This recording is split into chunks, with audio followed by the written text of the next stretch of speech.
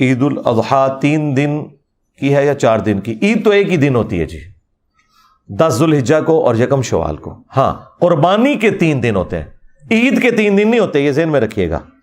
ورنہ تینوں دن آپ عید پڑھ سکتے ہوتے ہیں. قربانی 3 دن کر سکتے ہیں، عید تینوں دن پڑھ سکتے ہیں. کیوں؟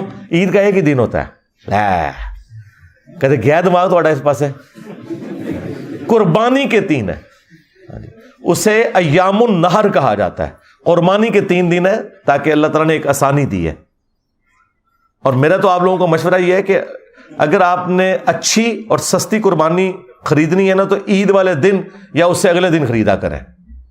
وہ بیل اس دفعہ جو 3 لاکھ روپے کے تھے نا، عید والے دن اور اس سے اگلے دن جو ہے نا 1 سوا لاکھ کے بھی بکے ہیں. تو اتنی کون سی آگ لگی ہوئی ہے کہ آپ نے عید پہلے دن ہی اس کی قربانی کرنی ہے اور دگنے پیسے دے کے.